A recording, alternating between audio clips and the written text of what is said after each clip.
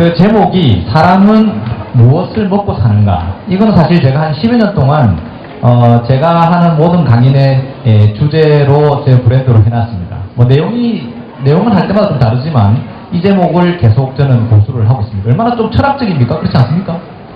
사람은 뭘 먹고 삽니까? 밥. 오늘 내용 샜나? 사람은 밥을 먹고 삽니다. 한국 사람들은 참 이 밥에 대한 애착 그리고 모든 생활 저변에 밥이 다 깔려 있는 것 같습니다. 오늘 이 밥에 대한 이야기를 할 겁니다. 어차피 밥을 먹고 사는 거지만 더불어서 우리가 저출산과 그리고 임산부 그리고 우리 청소년들의 건강을 위해서 어떤 기준으로 우리가 먹고 살아야 되는지에 대해서 제가 말씀을 드려보겠습니다. 근데 식사하셨습니까? 이게 인사 아닙니까? 그죠? 우리 전부 인사가 만나면 무조건 식사하셨습니까? 전화를 해도 그렇습니다. 제가 이제 부모님한테 전화를 해도 바로 첫 마디가 식사했습니까? 그러면 아직 안 먹다 라는 그러면 나중에 먹을 거다. 그럼 많이 드셔야지. 한참 얘기하다가 나중에 결국은 식사 많이 하십시오로 끝납니다. 모든 게 밥으로 시작합니다. 또 밥 먹었어요도 그렇습니다. 친구들한테도 전화를 하면서도 밥 먹나? 밥 아직 안 먹다. 왜 안 먹노? 좀 이따 몰라. 한참 하다가 나중에 밥 한번 먹자. 이래가지고 끝나는 게 우리의 언어 같습니다. 전화를 해도 마찬가지로 모든 게 다 그래 되어서 밥을 주제로 하는데 과연 지금만 우리가 밥을 자꾸 이야기를 하는지 아니면 우리 선조 때부터 계속 밥에 대한 이야기를 하고 있는지를 한번 조사를 해봤습니다. 조선의 생활과 문화라고 한 책이 있습니다. 이 책이 중고로 이래 거래가 되면 20만 넘게 거래가 되는가 봐요. 무라타 시게마로라는 사람인데 이분은 1924년 출판된 거니까 우리가 일제시하에 있었던 그 시대 분인데 말하자면 한국과 만주 일대의 식물을 갖다가 찾아다니면서 막 조합을 했던 사람입니다. 근데 이 사람이 그 책에 이런 대목이 있는데요. 일본 사람들은 인사를 할 때 오늘 날씨가 참 좋습니다 이랍니다. 영어로는 뭐랍니까? 굿모닝, 굿이브닝 이런 식으로 이야기하는데 우리는 밥 먹나 이렇게 시작하였습니다. 그런데 조선 사람, 반도 사람의 인사는 진지 잡수셨습니까? 라고 하더라라면서 이 책에 기록하고 있습니다. 야, 어째 한국 사람들은 날씨도 안 물어보고 밥 먹었는지를 먼저 물어보느냐 이거죠. 만약에 제가 우리 부모님한테 전화를 해가지고 아버님 오늘 날씨가 되게 좋습니다 라면 야, 니 요새 밥을 안 먹나 왜 정신이 없노 이렇게 이야기할 줄 모르지 않습니까? 또 프랑스 외교관이라고 하는 보티에 그리고 프랑땡이라는 사람이 쓴 책에 보면 이런 이야기를 또 합니다. 한국 사람들, 조선 사람들은 마주칠 때마다 너나 할 것 없이 밥 드셨소? 라고 물어본다는 거예요. 이게 외국인이 볼 때는 너무나 이상한 느낌이었지만 누구나 다 밥 먹은지를 물어보더라. 그러면서 뒤에 한마디 합니다. 자기가 여행을 해봤는데 오세아니아 사람들은 서로 손에다 침을 뱉는 게 인사였다 이거죠. 그거에 비하면 밥 먹은 거 물어보는 건 얼마나 양반이냐 이렇게 표현을 하고 있는 겁니다. 이렇게 모든 인사와 생활 속에서 밥을 가지고 이야기를 하는데 역시 우리 선조들은 이런 사진 여러분 눈에 있습니까? 예, 많이 아마 보셨을 건데 최고는 저만한 분이 자기 머리통보다 더 큰 국그릇과 밥그릇을 놓고 식사를 하고 있는 모습을 보게 됩니다. 과연 우리 선조들은 얼마나 위대했을까라는 부분들을 이야기합니다. 과연 이 역사를 돌이켜본다는 것은 이게 좋다 나보다 떠나서 이 속에서 우리가 배울 거와 그리고 개선해 나가야 될 것들을 저는 말하고자 하는 겁니다. 그래서 조선시대뿐만 아니라 밥에 먹는 양과 관련해서 나오는 문헌들을 한번 찾아봤는데요. 고려도경이라는 책은 이 송나라 사람이 고려에 잠시 왔다가 쓴 책입니다. 1123년이니까 지금으로부터 한 900년 전에 썼던 책 아닙니까? 이 속에서도 이 말이 나옵니다. 고려 사람들은 많이 먹는 것을 무척 좋아한다. 900년 전에도 우리 고려시대 우리 반도에 있었던 사람들은 무척 많이 먹는 걸 좋아했다라고 이야기를 하고 있네요.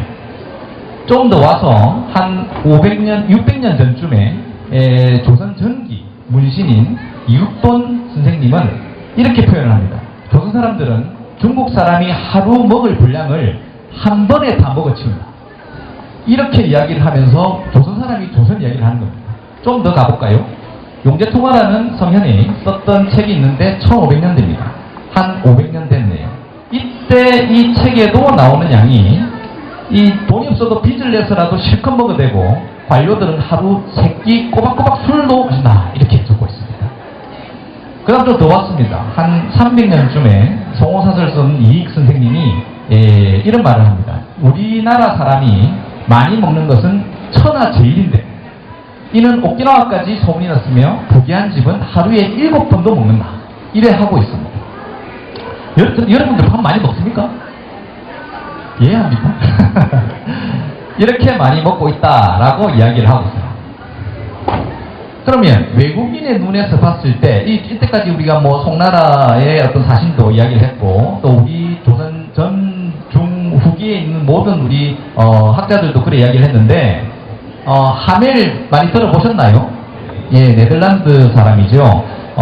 이렇게 잘못 일본 가려다가 잘못 들어와가지고 제주도에 좀 표류를 하게 됐는데 참 이 하멜 표류기를 우리 입장에서 볼 때는 어떻게 생각할지 몰라도 하멜 입장에서는 상당히 대접받지 못하고 거의 뭐 광대 취급받고 노역 취급받고 거의 뭐 한국을 탈출을 했던 그런 겁니다. 어쨌든 책이 있어서 하멜 표류기라는 책을 썼죠. 여기에도 보면 하멜은 조선 사람들은 명랑한 성격을 가진 엄청난 대식가들이다 라고 자기가 본 눈에 이렇게 이야기를 합니다. 엄청난 대식가들이다.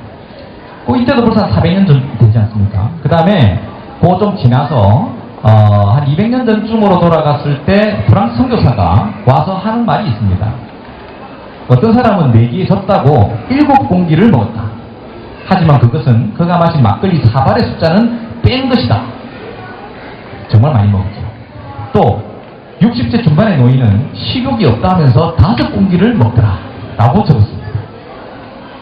복숭아를 주면 가장 절제해서 먹는 사람들도 10개 정도 먹고 50개 정도까지 먹는 사람들도 봤다 라고 이야기하고 있습니다. 이 정도면 정말 많이 먹는 거 아닌가요? 여러분 지금도 이제 먹을 수 있습니까? 좀 최근으로 오겠습니다. 그 윌리엄 그리피스라는 사람인데 은자의 나라 조선 뭐 이것도 제목을 좀 들어본 분은 들어봤을 텐데 이 사람은 그 미국 사람이죠. 미국 사람이고 미국에서 자연과학을 했던 사람인데 일본이 이 메이지 유신을 하게 됩니다. 1868년에 메이지 유신을 하고 그때 일본에서 저 사람을 초청을 하게 돼가지고 저분은 그 동경대학교에서 물리학과 화학을 가르치기 위해서 일본으로 초청됩니다. 그래서 사실 이분이 조선을 바라보는 관점은 조금 그 식민사 그리고 이때는 한일합방 전이거든요. 그래서 아주 그 어둠에 가려져 있는 그런 조선을 일본 연구를 하다가 좀 알았던 분으로 알면 됩니다. 이분은 나중에 일본에서 이제 대학을 마치고 고향으로 돌아가서 목사가 된다고 되어 있죠. 근데 아주 장구하게 조선 사람의 식욕에 대한 이야기를 적고 있습니다. 첫째, 조선인은 식탐이 많다. 이 식탐은 빈부와 양반, 평민의 차이가 없어 보인다. 누구나 많다. 식사를 많이 하는 것이 그들의 자랑이다 라고 이야기합니다. 많이 먹었다 이러면 좋겠다 이렇게 얘기하죠. 그리고 많이 먹을 수 있다는 것은 큰 덕을 가진 것이다. 이 작게 먹는 것은 덕이 아닙니다. 그래서 예전에 저만 해도 저희 할머니 때나 이렇게 기억을 보면 밥을 많이 먹는 것을 아주 좋은 것으로 보고 아유 우리 새끼들 밥 많이 먹네 이거를 자랑으로 생각하고 있습니다. 사실 이제 저도 진료를 하다 보면 할머니 할아버지들이 손자 손녀를 데리고 오는 경우가 있는데요. 다 목적은 하나입니다. 밥 많이 먹게 해달라는 겁니다. 그러면 제가 먼저 물어보죠. 애들이 이제 밥을 잘 먹는가? 고기도 잘 먹고 빵도 잘 먹고 과자도 잘 먹고 너무너무 잘 먹어요. 그런데 밥을 잘 안 먹는 거죠. 그런데 다른 건 다 잘 먹어도 이 할아버지 할머니의 소원은 애가 다른 건 다 먹어도 좋죠. 밥은 꼭 먹어야 된다는 그런 일념을 갖고 있습니다. 그래서 설득을 하죠. 이 밥만 중요한 게 아니고 그럴 것 같으면 미국 사람, 독일 사람, 프랑스 사람은 다 밥도 안 먹으니까 굶어 죽으란 말입니까? 왜 해도 결국 나갈 때는 그럽니다. 이 약 먹으면 밥 잘 먹겠지요. 꼭 물어보고 있습니다. 어쨌든 많이 먹을 수 있는 것은 큰 덕을 가진 것이다. 그래서 배꼴이 크다 이런 것들을 애가 태어나서 꼬마들을 보면 야, 저 배꼴이 크다, 입이 크다 이런 것들을 상당한 금지로 갖고 계셨던 것 같습니다. 지금도 그렇단 말이죠. 그리고 어릴 적부터 많이 먹도록 훈련을 시키는 것 같다 이렇게 표현도 하고 있습니다. 그리고 식사 중에는 말이 거의 없습니다. 왜 없느냐? 말을 하면 입안 안에 이 음식을 가득하게 채워줬기 때문에 말을 안 한답니다. 오로지 먹는 데 집중을 한다는 그런 이야기겠죠. 그리고 그만 먹을게 라는 말을 하는 법이 없다라고 이 사람은 쓰고 있습니다. 그리고 식사 때가 아니라도 먹을 것만 나오면 마음껏 먹어 치우려고 한다. 이것이 이 윌리엄 그리피스가 봤던 이 반도인의 어떤 특징, 식사의 특징이다라고 쓰고 있는 것입니다. 그 다음에 또 약간 몇 년 지나서 퍼시벌 로웰이라는 사람인데 이 사람은 잘 모르시죠? 잘 모르시죠? 그럼 잠시 가볼까요? 이 고종 황제 아닙니까? 고종 황제죠? 고종 황제의 사진을 처음 찍어줬던 사람입니다. 이 사람이 바로 퍼시벌 로웰이라는 사람이고 미국의 출생입니다. 미국 보스턴에서 태어나서 하버드 대학을 나왔습니다.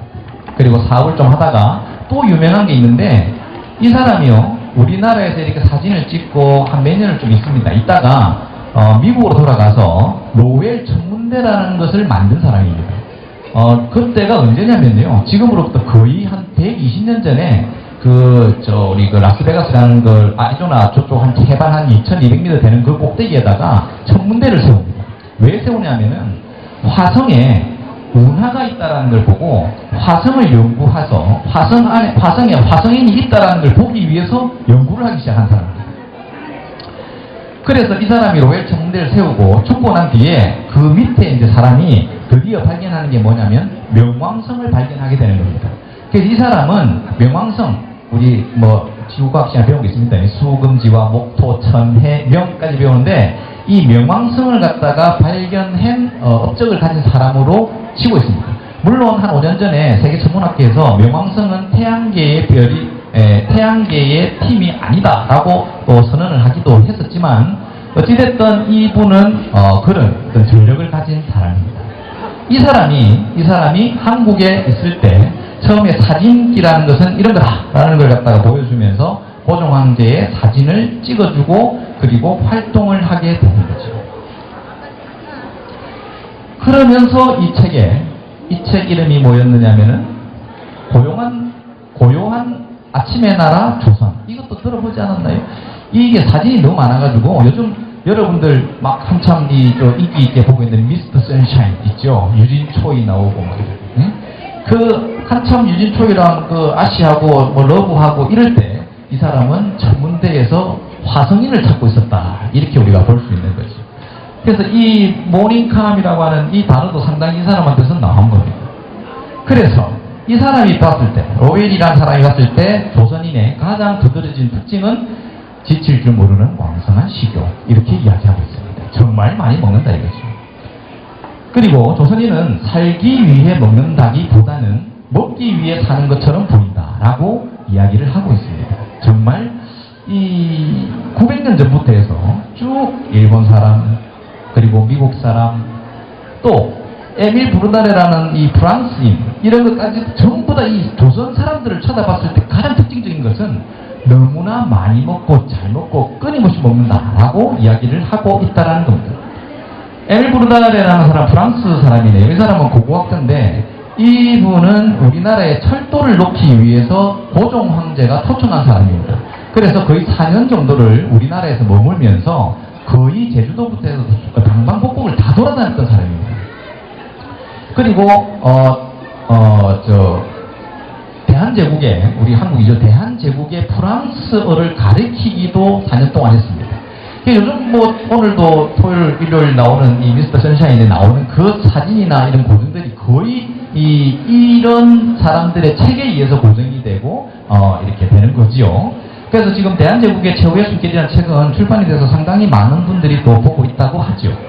그래서 이분이 또 그리고 이 사람은 아주 세세하게 지명까지 틀린 게 없이 많은 내용을 이 조선에 대해서 적었죠. 앵꼬레라고 1903년도 우리가 러일 전쟁이 4년이고 을사조약이 5년이고 뭐 한일 합방 되기 전까지에 바로 직전에 썼던 책이라서 상당한 고증의 자료를 갖고 있습니다.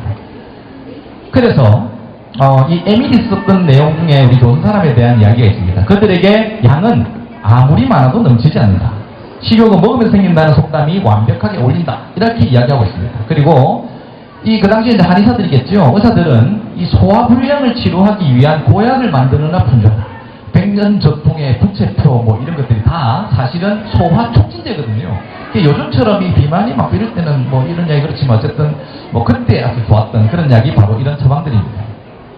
그리고 식탐은 끝이 없고 허기를 채우기 위해서가 아니라 배불리 먹기 위해서다라고 쓰고 있습니다. 그리고 이런 습관은 어릴 적부터 길들어진다라고 이야기하고 있네요. 그리고 이 장면은 아주 리얼하게 묘사를 하고 있는데 어머니가 아이에게 밥을 먹일 때 애가 더 안 먹으려 그래요. 이럴 때 무릎에 눕히고 입에 털어 넣는다라고 실황 중계를 하고 있습니다. 어머니는 아이의 배를 두드려가면서 숟가락으로 가능한 한 가득 채워질 때까지 음식을 먹인다라고 표현을 하죠. 이런 이유로 배가 굉장히 불룩한 아이들을 쉽게 볼 수 있는데 애들이 여름에는 발가벗기로 돌아다니니까 작은 요괴 같은 모습이며 배가 노니까 발이 안 보이지 않습니까? 그런 모양이라고 우리 꼬마들을 이야기하고 있습니다. 이렇게 이야기를 합니다. 영국 사람입니다. 이분도 여행가인데 이분이 쓴 책에도 이렇게 썼네요. 한 사람이 3, 4인분을 먹어 치우고 복숭아, 참외 이런 것들은 막 20, 30개는 순식간에 해치운다라고 이야기를 하고 있습니다. 이 사람도 그렇죠.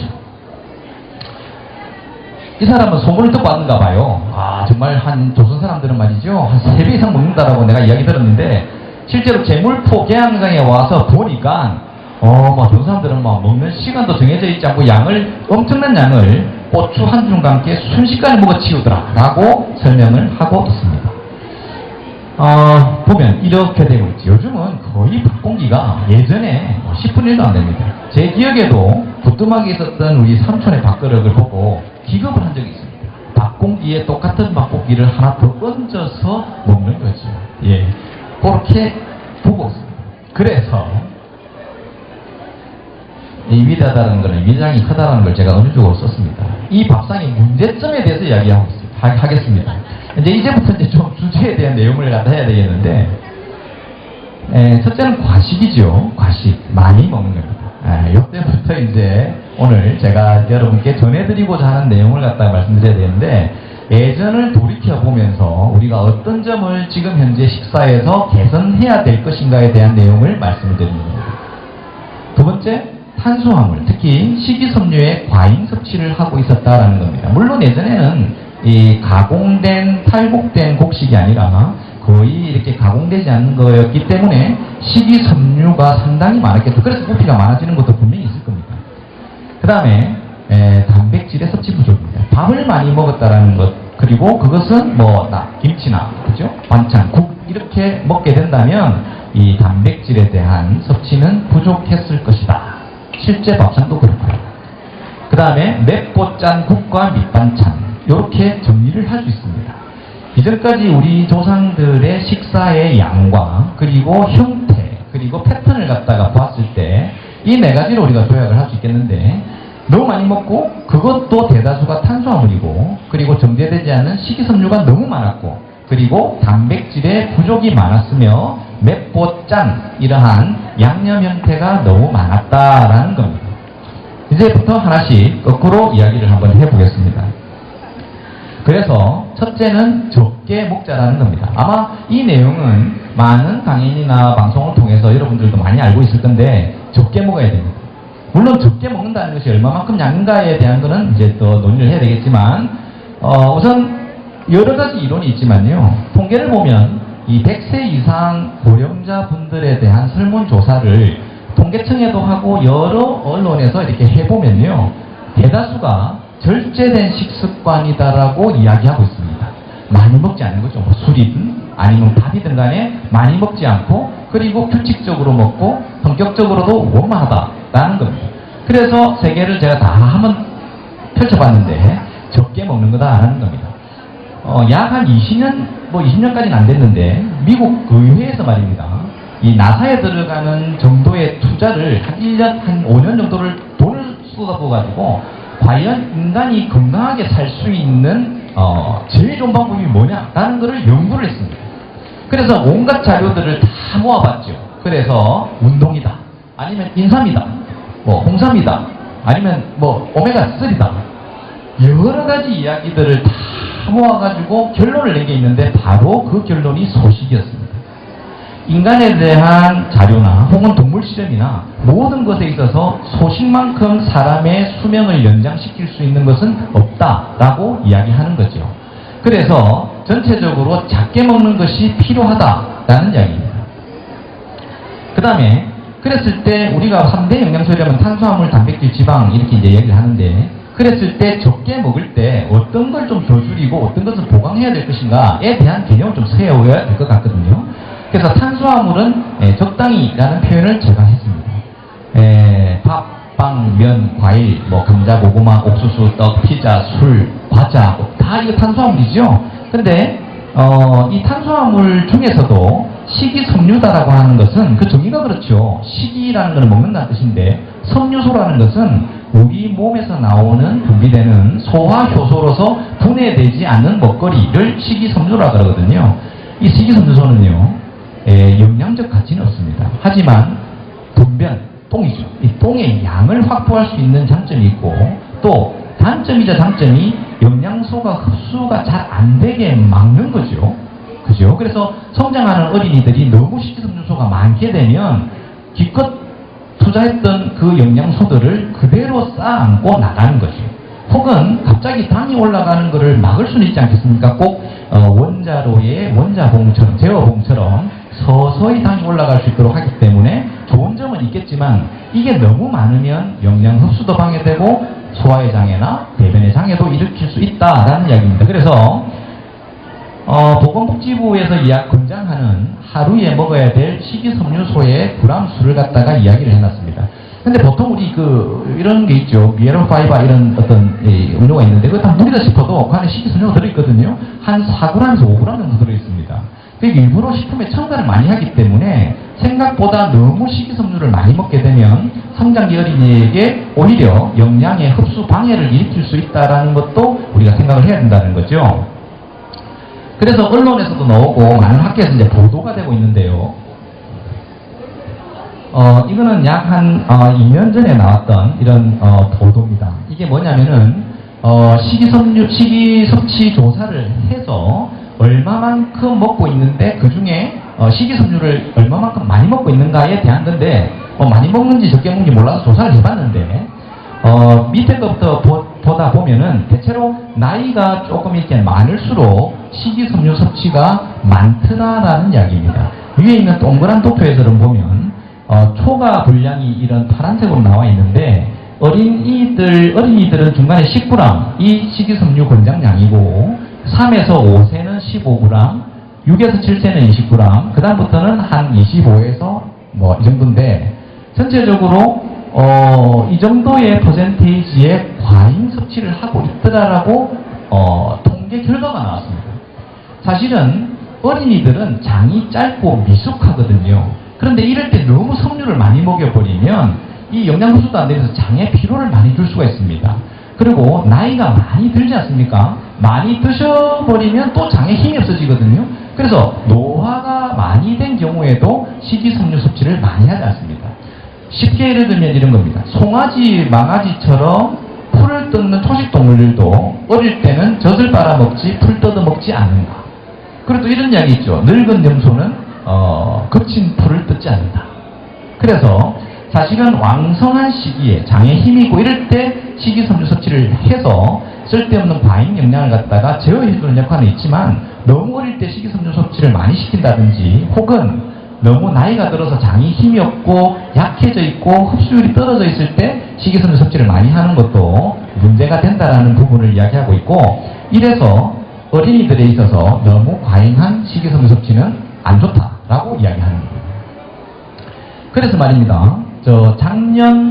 벌써 작년이 아니네요. 2년 전에 8월달쯤에 이탈리아에서 입법이 하나 된 게 있습니다. 이게 뭐냐면은 비건 알죠? 우리 베지테리언 또 비건. 이 비건은 보통 일반 채식하고 달리 고기, 우유, 치즈, 뭐 계란, 유제품 이런 생선조차 먹이지 않는 이러한 엄격한 채식주의를 비건이라 합니다.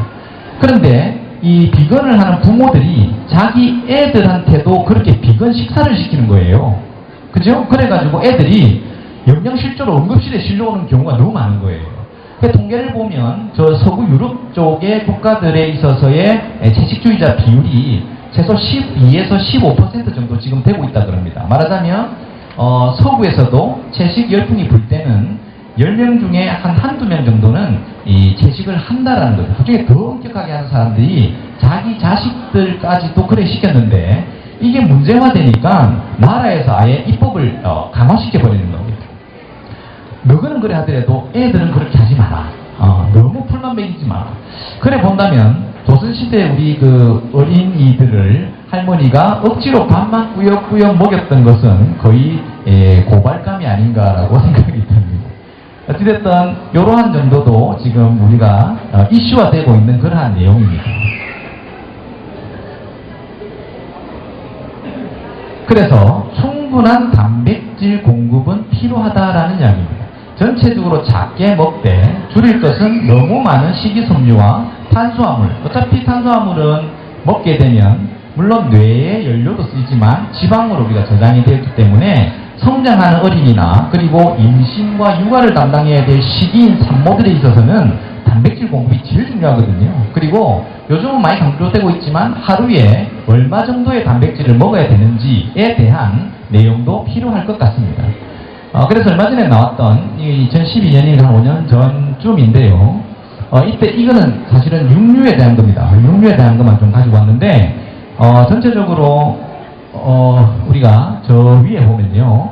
10살쯤 되는 그런 친구들은 약 한 100g 정도는 먹어야 된다. 그리고 노년기도 그 정도 되죠. 한참 키가 클 중고등학교 학생들은 남자들 같으면 한 200g 이상, 그리고 여학생 같은 경우에도 한 150g 정도를 먹어야 된다라고 이야기를 하고 있습니다.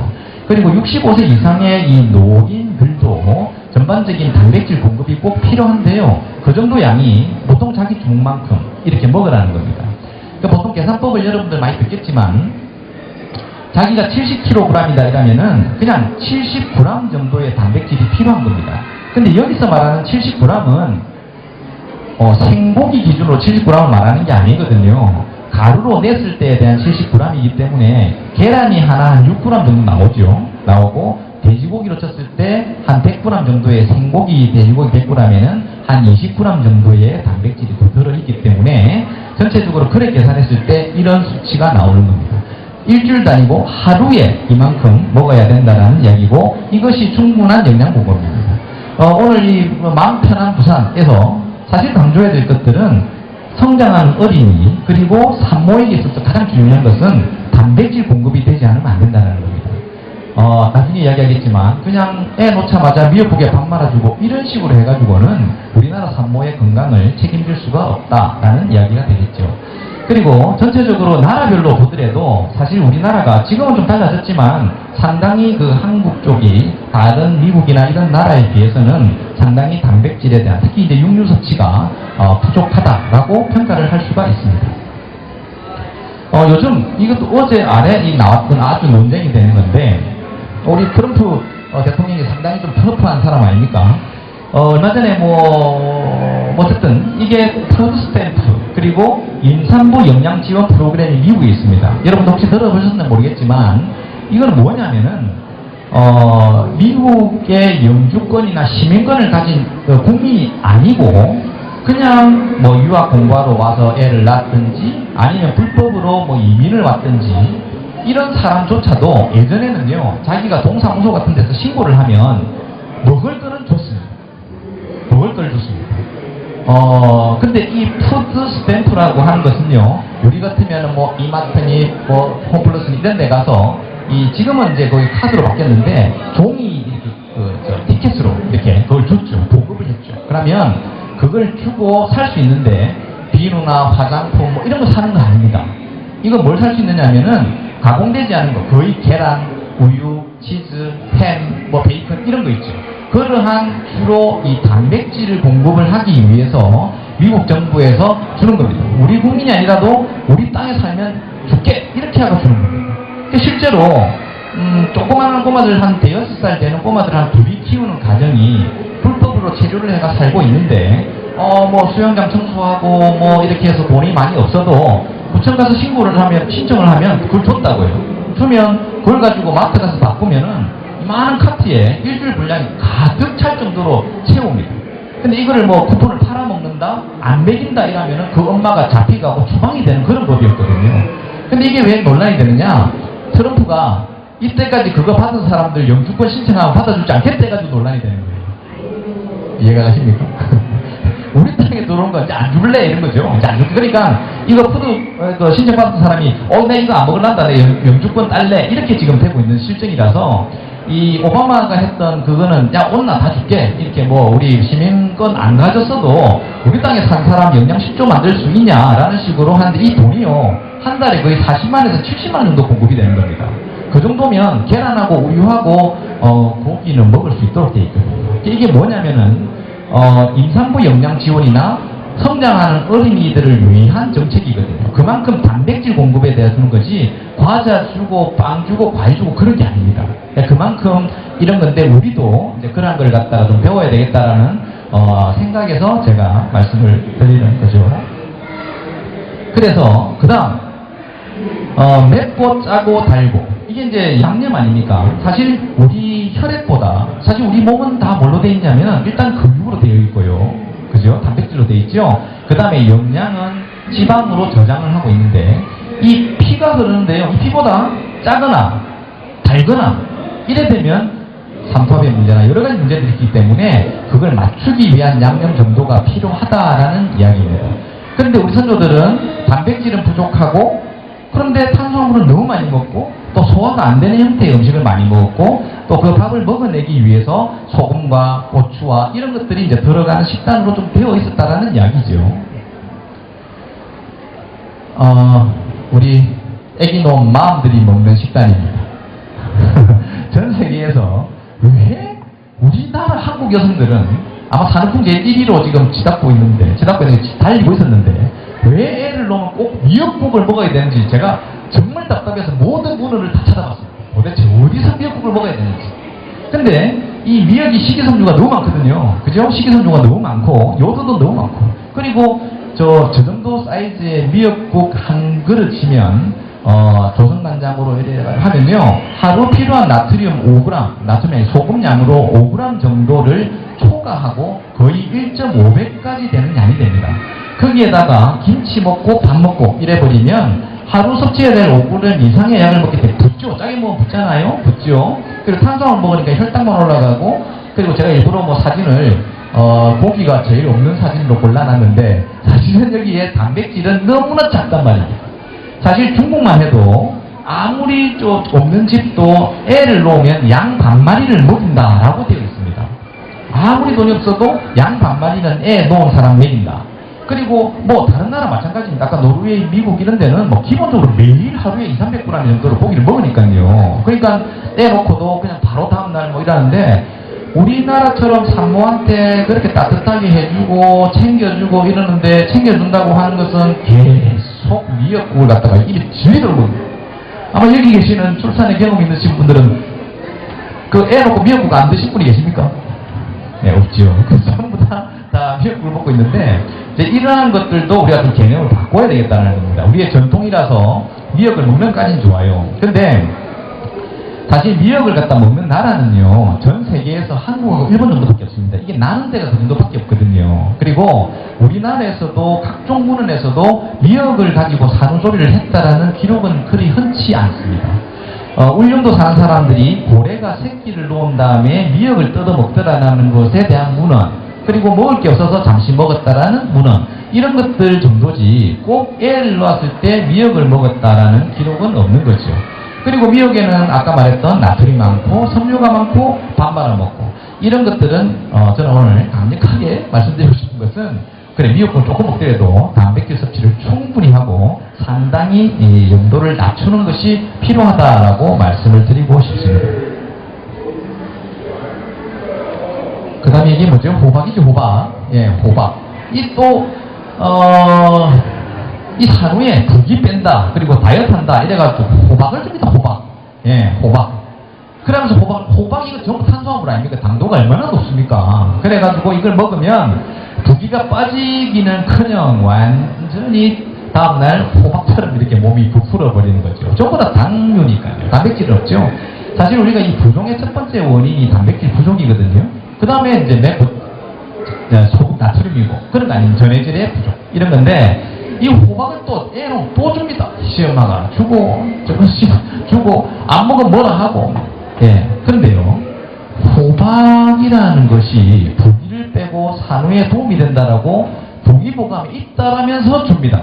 그래서 찾아보자면, 호박 동의보감 있죠. 그래서 무독하고 미하다. 오장을 안전하게 하고, 홍과 백을 정하게 한다. 그리고, 정신을 좀 안정시키면서 산후 어혈 진통을 갖다가 치료하고 소변을 편하게 한다. 그리고 임증, 요즘 같은 방광염이죠. 그런 걸 갖다가 통하게 하면서 눈을 맑게 하는 것이 호박이다라고 동의보감에 적어놨기 때문에 그렇다라고 하는데, 그 호박은 한자로 봤을 때 우리가 먹는 호박이 아니라 저 옆에 그려놓은 보석으로 쓰는 호박이 바로 저 호박인 겁니다. 호박 아시죠? 그 송진, 소나무에 있는 송진이 굳어가지고 벌레도 좀 들어있고 이렇게 딱딱하게 옛날에 그 저고리에 이래 붙이는 그 보석이 있는데 그게 호박입니다. 그 호박을 쓴 것이 바로 이 산후에 이런 썰은 어혈을 치고 소변을 편하게 하는 그걸 호박으로 적어놨는데, 사실 이 누런 호박 있죠? 이게 언제 들어왔냐면요, 19세기 넘어서 들어옵니다. 말하자면은 임진왜란 시기에 그 허준 선생님이 동의보감을 썼었는데, 그때는 우리나라에 호박이 없었습니다. 그때 썼던 게 뭔지 압니까? 고추입니다, 고추. 뭐 파프리카는 또 영어니까 더 없겠죠. 근데 고추도 없었고, 그리고 고추도 없었고, 감자도 없었고, 고구마도 없었고, 호박도 없었습니다. 우리나라에 그게 없었습니다. 그래서 애들 수능시험에 이런 게 나오죠. 16세기의 풍경이다. 지금 풀린 것은 지붕에 고추를 열고 있는 장면 풀렸다. 이래 되는 겁니다. 그래서 이 호박도 19세기 넘어가가지고 들어온 거였는데, 이상하게 어떻게 문헌이 되는지 몰라도 동의보감에 호박이 있다라고 이야기하면서 그래 써놨어요. 근데 호박은 원래 호박이 아니라 남과라 그래서 남쪽에서 들어온 과이, 오이과자를 씁니다. 오이과자. 그 오이처럼 길게 펴고 오이처럼 안 생겼습니까? 그 호박, 애호박처럼 파란 호박은, 그것도 생겼죠? 예, 우리가 빨리 따서, 여름 전에 빨리 따서 먹어서 그렇지, 그게 다시 이제 옮겨 심고 하면 호박이 저렇게 누렇게 돼버리거든요. 그래서 이 호박을 갖다가 주는 것도 산후에 너 붓고 살쪄라는 식으로 주는 거지. 그죠? 그래서 19세기 이후에 나왔던 문헌에 보면 이 호박에 대한 내용이 나옵니다. 이 호박이 뭐라고 적어놨냐면은 저 보석의 호박에 대한 내용이 아니라, 제가 여기 쓰긴 안 했지만, 호박을 먹으면, 너무 많이 먹으면 다리를 붓게 하고 위장 식욕을 촉진시키면서 소화기를 도와서 살을 찌게 한다라고 나와 있거든요. 그래서 애를 놓았습니다. 그러면 보통은 애도 뭐 3-4kg 나가죠. 태반 있죠, 양수 있죠, 피 있죠. 거의 10달 동안 산모가 합성해야 될 단백질 양이 평균 13.5kg, 미국 기준이겠지만 그 정도를 갖다가 합성해내고, 그리고 쑥 한 10kg만 빠져나간다고요, 순식간에. 그것이 전부 다 단백질이 빠져나가는 건데, 그걸 보충은 안 하고 전부 탄수화물만 먹이고 호박 주고 미역 주고 소금물 주고 이렇게 해버리니까 어찌 부기가 빠지고 어찌 체력이 회복이 되고 어떻게 관절이나 이런 산후풍이 어떻게 냐 이 말이죠. 그죠? 그래서 전체적으로 우리가 애기들을 키우는 데 있어서도 단백질이 중요한데, 너무나 밥을 강조하는 이러한 습관이 우리에게 있고, 또 산모를 관리하는 데 있어서도 단백질보다는 너무나 관습에 묻혀있는 그러한 삶들이 있기 때문에 제가 그런 부분들을 갖다가 이야기를 하는 겁니다. 그래서 보건복지부에서 나왔던 임신 수유부를 위한 식생활 지침을 제가 그냥 따왔는데요. 여기에 보면은 유제품을, 물론 우유에 대한 찬반론은 많습니다. 근데 이걸 저는 그냥 단백질로 같이 합쳐서 이야기하고 싶고, 고기나 생선, 채소, 과일을 많이 먹자, 이렇게 해놨습니다. 그리고 청결한 건 당연한 것이고, 짠 음식을 피하고 싱겁게 먹자. 그리고 술은 절대로 마시지 말자. 그리고 앞에 했었던 이제 애 놓고 나서 이제 뭐 이렇게 요가도 하고 스트레칭도 하고 하는 그런 운동들도 하자 이런 뜻 아니겠습니까? 그래서 전체적으로 오늘 제가 사람은 무엇을 먹고 살 것인가 제가 항상 이 제목만 해놓고 딴 거 일하는데 오늘은 그 마음 편한 부산의 주제에 맞게끔 제가 어떤 내용을 할까 이렇게 고민을 하다가 성장하는 애들과 특히 출산을 하는 그리고 임신 그리고 임신 전, 임신 중, 임신 후 이러한 전체적인 이 생애주기 안에서 가장 필요한 것은 너무 밥을 강조하고 또 국을 갖다가 많이 먹고 단백질을 많이 먹지 않는 그러한 어떤 식생활은 문제가 있다라는 것을 저는 좀 말씀을 드리고 싶었던 겁니다. 그래서 산모가 건강해야 또 하나 더 낳고 싶은 생각이 들지 않겠습니까? 요즘 제가 환자분들 보면 하나 놓고 나서 그냥 진저리를 쳐요. 이렇게 힘들고 이렇게 지치고 이렇게 해가지고는 애 못 놓겠다. 아무리 정부에서 지원을 해줘도 힘들어서 못 놓겠다. 이런 이야기를 또 하게 됩니다. 그래서 여러 우리 이제 전통, 우리 물론 전통은 좋은 것이다라고 생각이 들지만 우리가 좀 배울 것은 배우지만 또 우리 환경에 맞지 않은 것들은 좀 개선시키는 그러한 식생활이 되었으면 합니다. 이상 강의는 마치고 질문 받겠습니다. 네, 일단 박수 부탁드리겠습니다.